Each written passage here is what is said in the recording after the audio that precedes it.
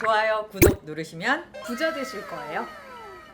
안녕하십니까. 돈을 향한 말조적 신경을 인정하라. 경제적 본능. 오늘은 그 속을 잘 알 수 없는 중국 얘기를 해보겠습니다. 중국의 전기차 수출은 하늘을 날고 있다는데 경제 불황은 바닥을 뚫을 지경이라고 합니다. 그 조만간 미국을 압도할 줄 알았는데 미국의 엄청난 견제를 받고 있는 나라죠. 그 와중에도 계속 세차게 또 꿈틀거리고 있는 나라입니다. 옆집이지만 우리 집 걱정만큼 신경 쓰이는 나라 중국 얘기 해보겠습니다. 안녕하세요. 저는 윤진아 기자고요. 이 주제에 특화된 전문가를 모셨습니다. 전병서 중국경제금융연구소장과 함께 얘기 나눠보겠습니다. 안녕하세요. 안녕하십니까? 그 독일의 국민차죠. 세계 1위 회사인데 내연기관 차로 너무나 유명한 회사 폭스바겐 공장문을 아예 닫아버린다고 하는데 공장문을 닫게 한 그 원흉이 중국 차라고 하더라고요. 얼마나 대단하길래 내연기관 1위 전통의 강자를 이렇게 만든 건가요? 뭐 중국 차 때문에라기보다는 그 기후 협약, 그다음에 클린 에너지 거기에 이제 어떻게 보면 뒷북친 이제 석유 기관차가 워낙 강했기 때문에 네. 이제 그런 것 같고요.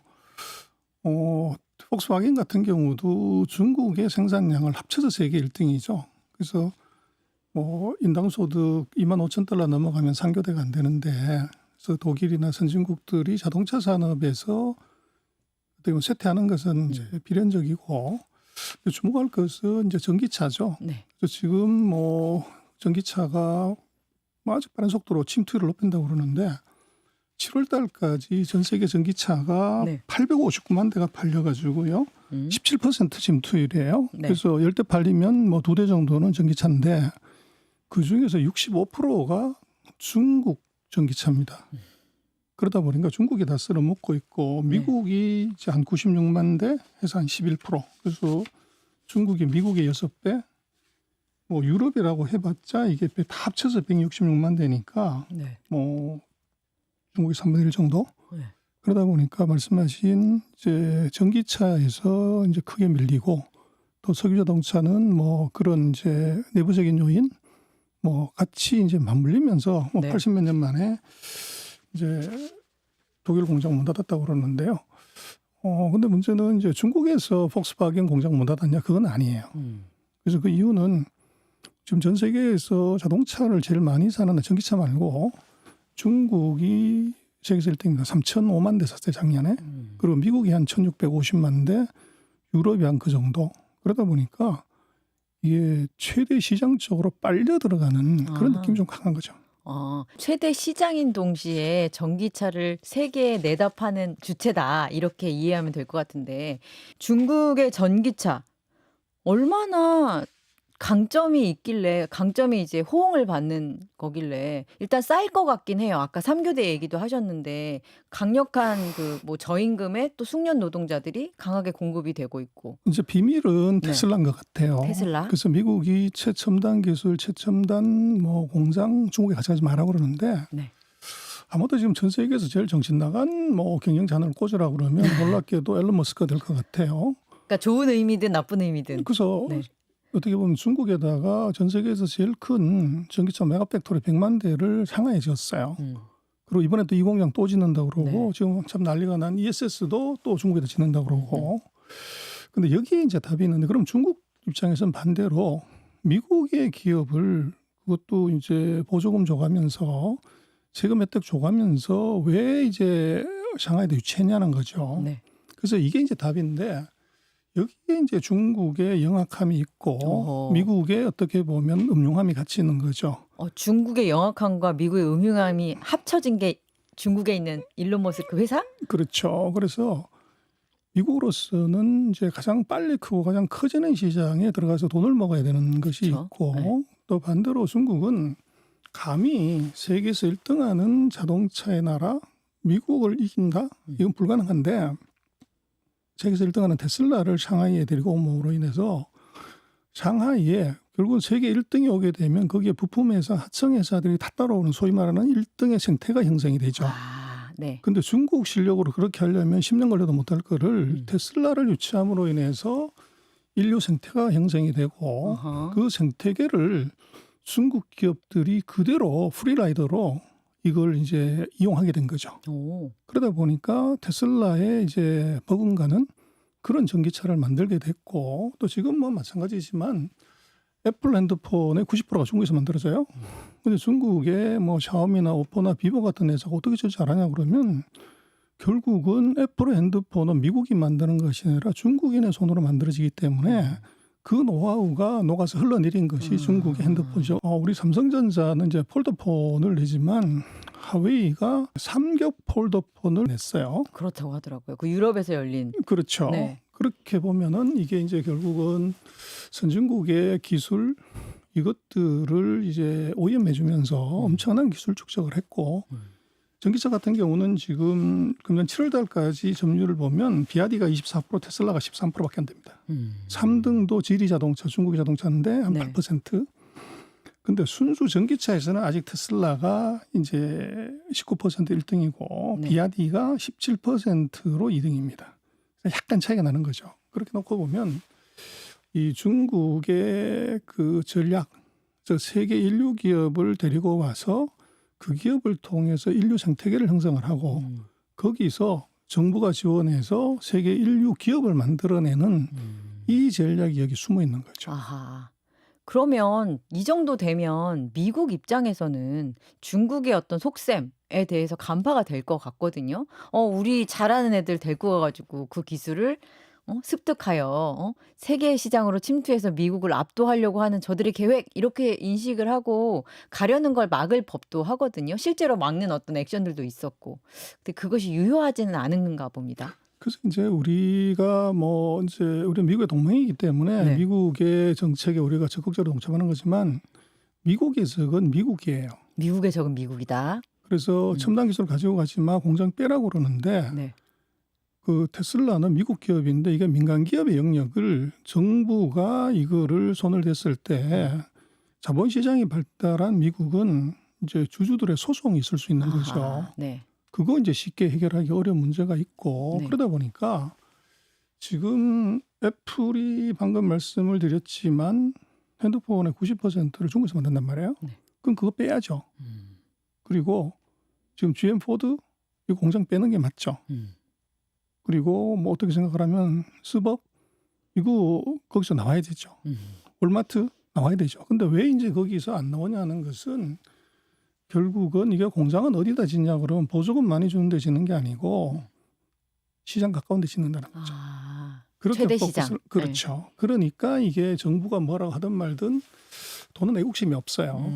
그래서 중국에서 안 나오고 있고 네. 또 공장 증설하고 있는 것이죠. 그래서 이게 미국 같은 경우는 정치가 힘이 센 것 같아도 네. 결국은 뭐 미국의 대선도 보면 결국은 쩐의 전쟁이거든요. 기부금 누가 많이 받느냐에 따라서 결판이 나는 정도니까 네.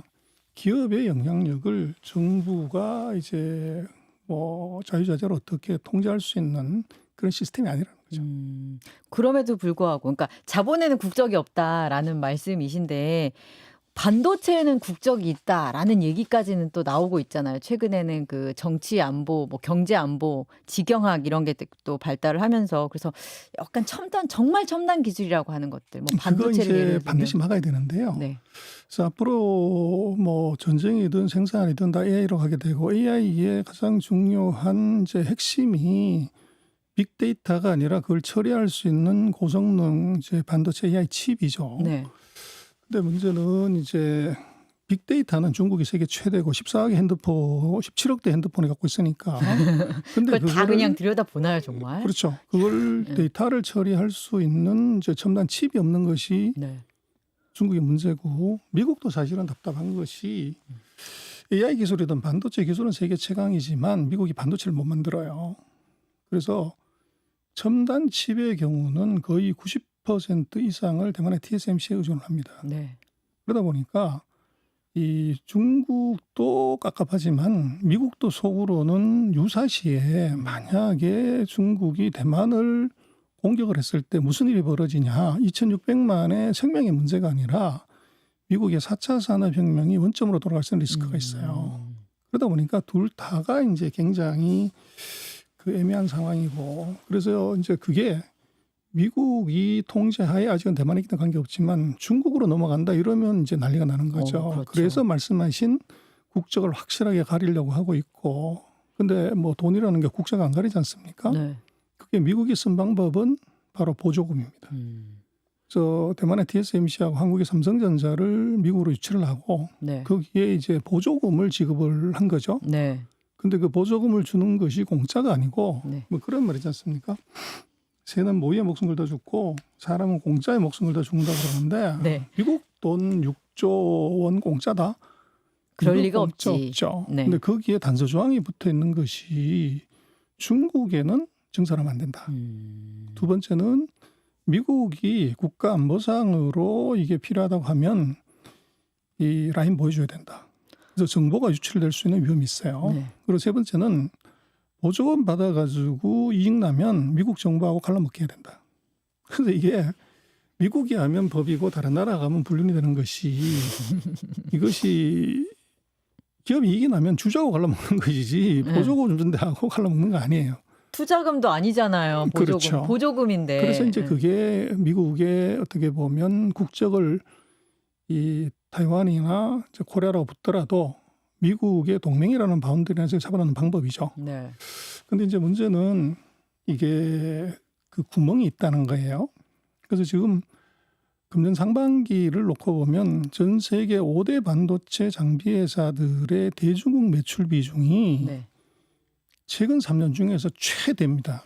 아. 그래서 미국이 중국으로는 반도체 장비 기술 서비스 하지 말라고 하는데 미국 반도체 장비 회사, 일본 반도체 장비 회사, 네덜란드 ASML 다가 최근 3년 중에서 대중국 매출 비중이 사상 최대입니다. 이거 어떻게 된 거냐? 네. 그게 이제 미국이 어떻게 보면 통제 구멍이 있는 건데 첫 번째는 중국은 첨단 기술은 미국이 통제를 하기 때문에 못하니까 레거시 제품, 소위 말하는 저사양. 구형 제품에다가 이제 왕창 투자를 하는 전 세계에 지금 반도체 팹이 44개가 건설되고 있는데 그중에 22개가 중국에서 건설이 됩니다.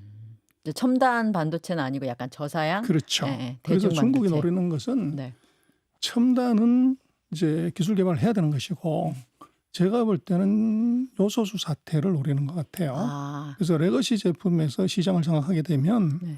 이걸 통해서 첨단도 통제할 수 있다는 거죠. 우리가 지난번에 요소수 사태 겪었잖아요. 요소수 그까이 거 뭐 그걸 못 만드는 건 아닌데 그게 산업이 지나갔고 아. 생산성이 없기 때문에 이제 안 만드는 걸 중국이 아. 만드는데 중국이 그걸 스톱하는 순간에 우리는 삼성전자 반도체 라인에 들어가는 중요한 자재하고 제품을 싣고 다니는 트럭이 이게 요소수가 없어가지고 운행을 중단하면서 물류가 중단이 돼버리는 거죠. 그렇죠, 그렇죠. 바로 이제 그걸 노리는 거죠. 아, 모두가 그냥 별로 고부가치 사업 아니니까 그냥 안 할게라고 했던 부분을 쫙 잡아놓고 실제로는 없으면 안 들어가는 것도 맞으니까 그런 부분이 있겠네요. 그래서 이제 그거를 우리가 좀 주의 깊게 봐야 되고 네.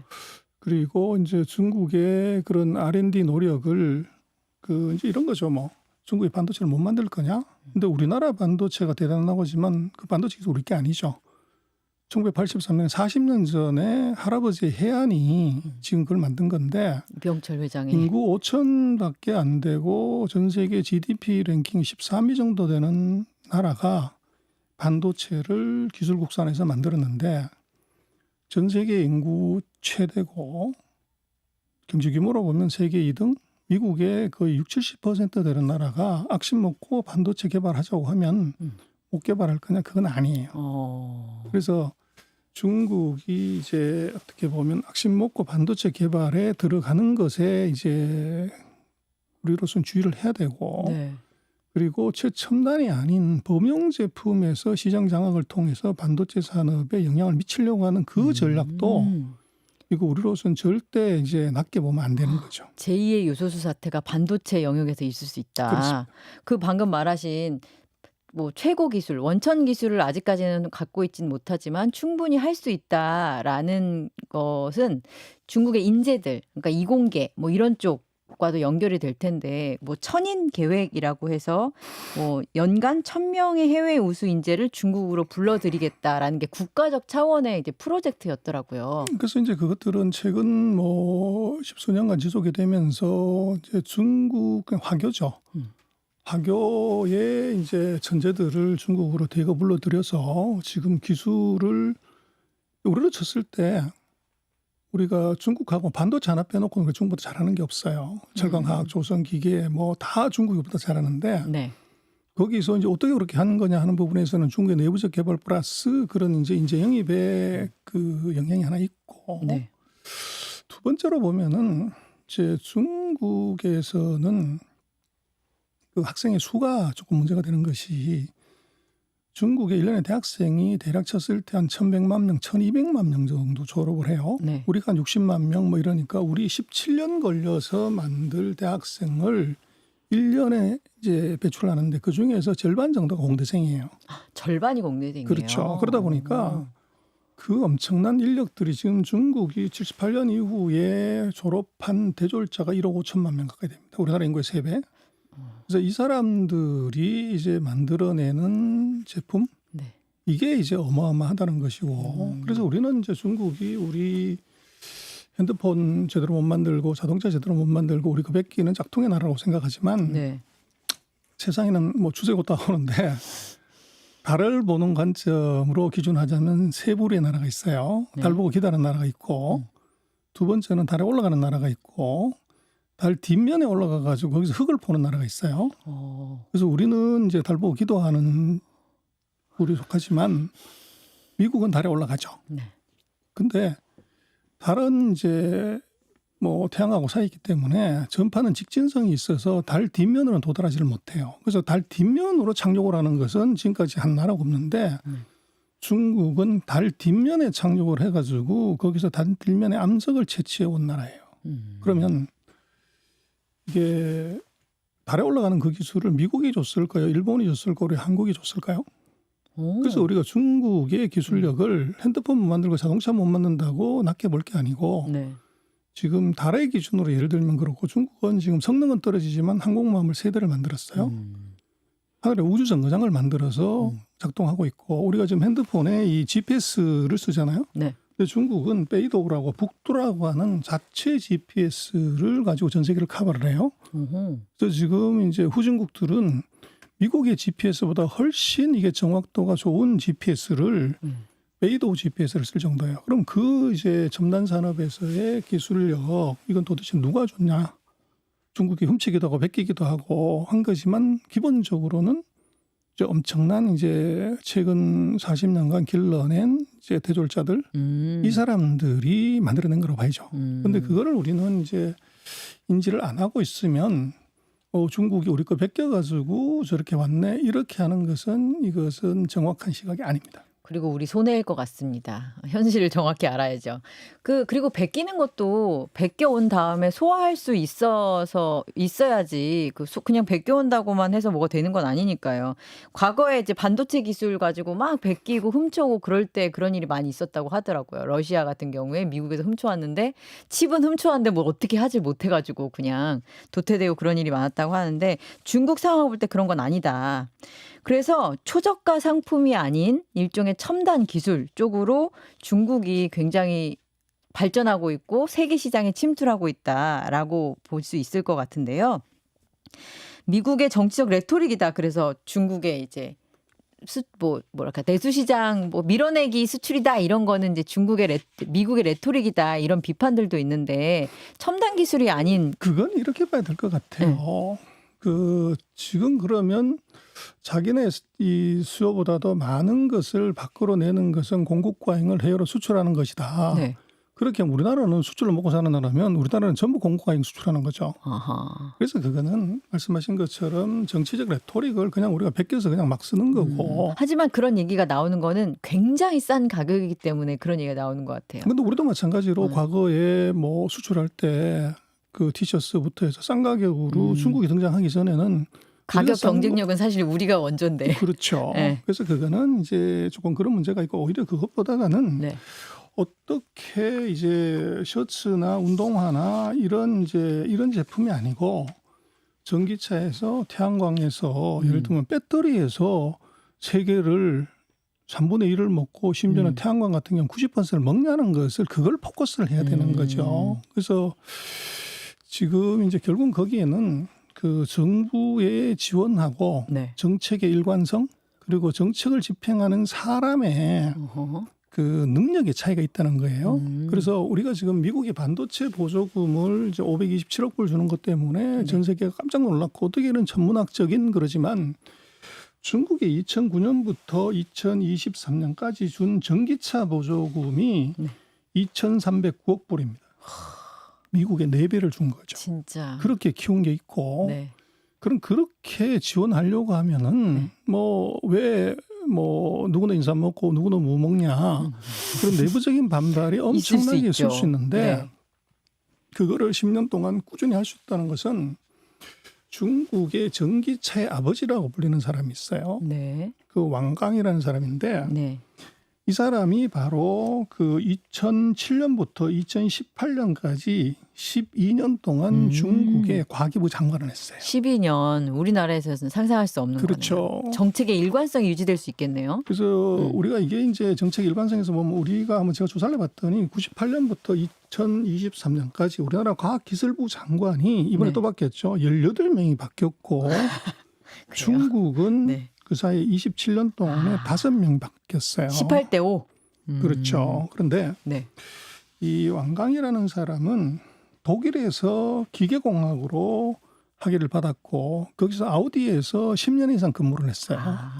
그러다가 이제 중국으로 돌아와 가지고 거기서 과기부 장관을 한 거죠. 네. 그때 이미 이제 내연기관차에서는 독일 죽어도 못 이긴다는 걸 깨닫고 파악을 했고 그러면 이걸 이길 수 있는 방법이 뭐냐면 전기차로 본 거죠.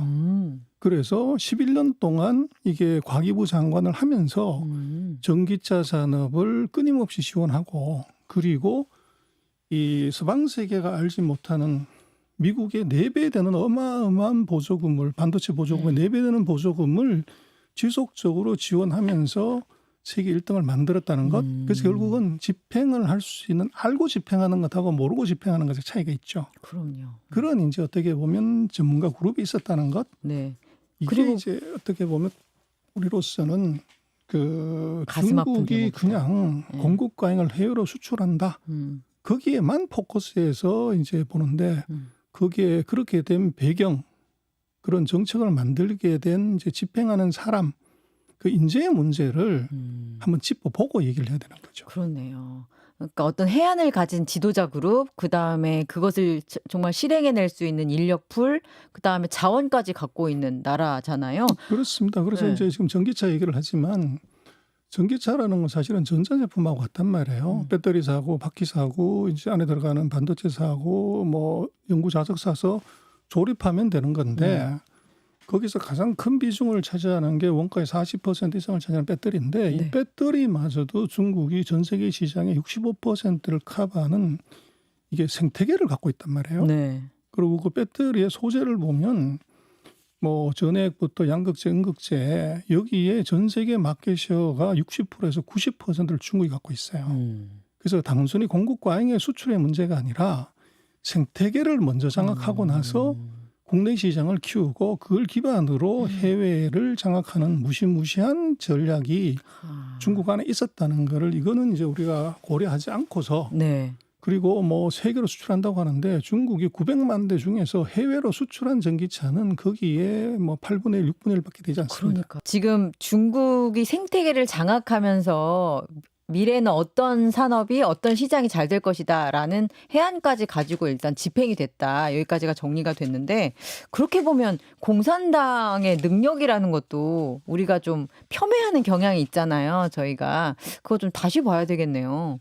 18년 동안 이렇게 꾸준히 이런 걸 집행할 수 있는 것도 12년 굉장히 그 장관이 12년 동안 18명이 우리가 갈릴 때 그걸 또 유지하면서 하는 것도 그래서 굉장히 이제 그런 거죠. 뭐 어공하고 늘공하고 싸우면 누가 이기냐 그러면 늘공이 이기잖아요, 항상. 초장판에는 여공이 이기는 것처럼 보지만 이제 길게 가면 늘공이 이기는 이유는 정책 일관성이죠.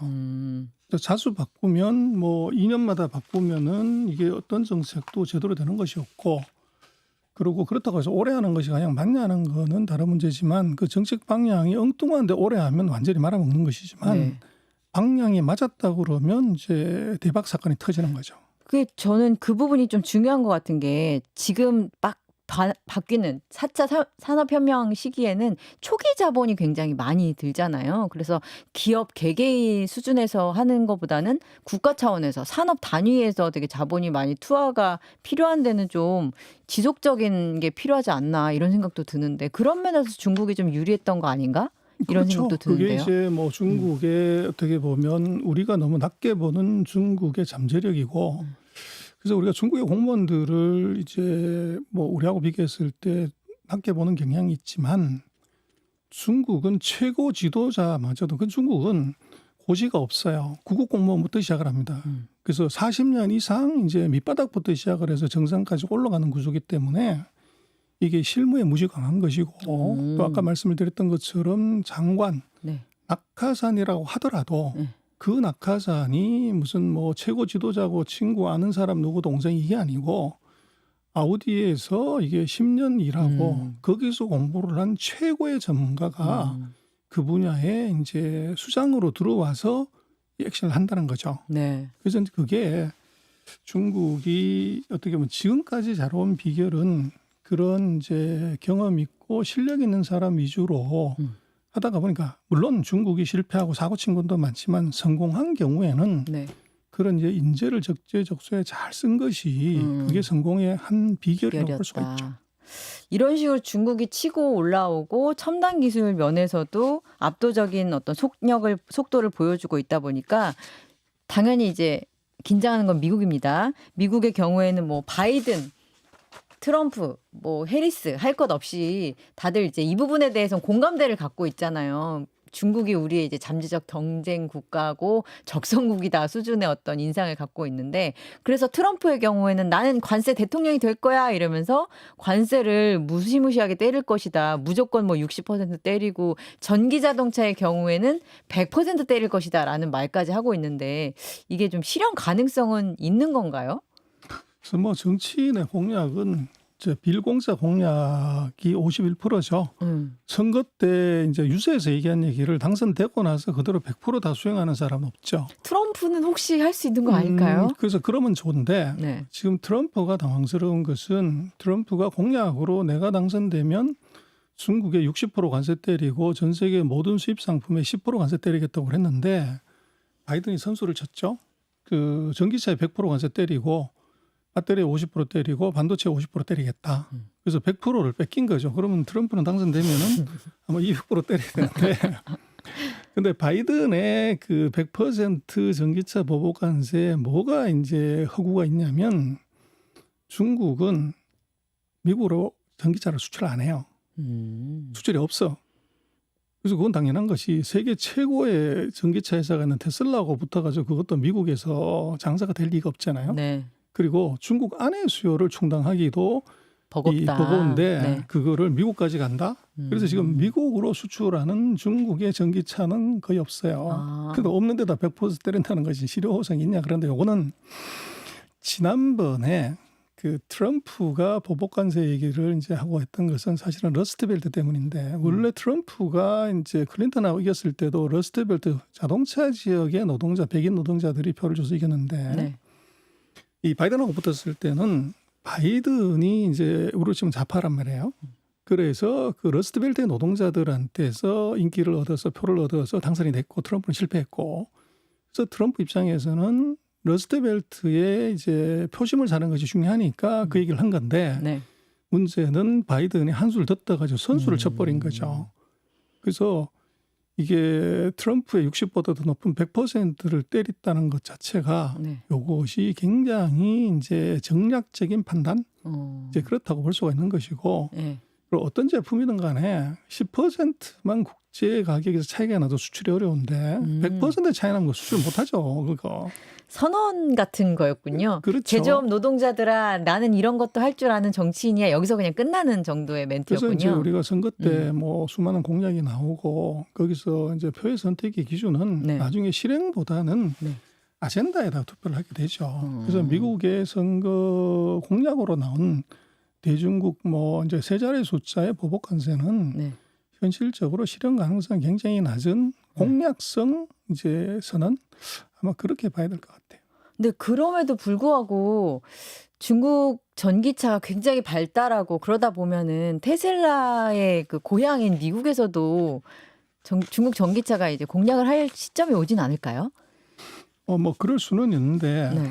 그 미국으로서는 자존심이 허락하지 않죠. 아. 자동차의 원조가 이게 그것도 다른 나라가 뭐 한다면 모르지만 중국이 들어와서 시장을 잠식한다는 것은 이건 참을 수 없는 이제 모욕이 가까운 일이고 그거는 어떤 형태로든지 막을 수밖에 없을 거고 네.